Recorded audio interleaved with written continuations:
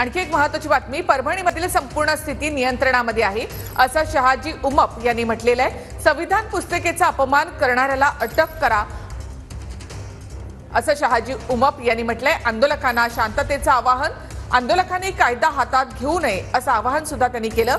DIG Shahaji Umap यांनी आंदोलकांना आवाहन केलेलं आहे। सर, काय सांगाल, सकाळपासूनची स्थिती पाहिली तुम्ही, कशी स्थिती आहे? आज सकाळी शहरामध्ये बंद पुकारण्यात आलेला होता। काल कलेक्टर ऑफिसच्या समोर जे प्रिअम्बल आहे तर त्या प्रिअम्बलची काच फोडल्यावरून हा तणावाचा प्रसंग घडलेला होता। काल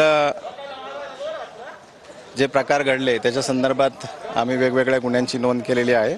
आज देखील बंद आणि निवेदन, जिल्हाधिकारी यांना निवेदन, अशा प्रकारचा कार्यक्रम आंदोलनकर्त्यांकडून होता। त्या संदर्भामध्ये मोर्चासाठी येताना ठिकठिकाणी जे काही बोर्ड आहेत, इस्पेशली काही व्हिडिओ कॅमेरे आहेत, CCTV कॅमेराज, तर त्यांना डॅमेज करण्याचा प्रकार झाला। काही ठिकाणी रस्त्यावरती टायर टाकून त्याला जाळण्यात आलं। तर एकंदरीत ह्या परिस्थितीमुळं काहीसा तणाव होता। जिल्हाधिकारी कार्यालयामध्ये देखील काही महिला आणि काही पुरुष त्या ठिकाणी गेले होते आणि तिकडेही काही डॅमेज त्यांनी केलेला आहे। परिस्थिती आता नियंत्रणाखाली आहे। जिल्हाधिकारी कार्यालयामध्ये आता कुणी नाही, बाहेरही कुणी नाही आणि रस्त्यावरती आता आमची पूर्ण पेट्रोलिंग सुरू आहे। परिस्थिती पूर्णपणे नियंत्रणात आहे।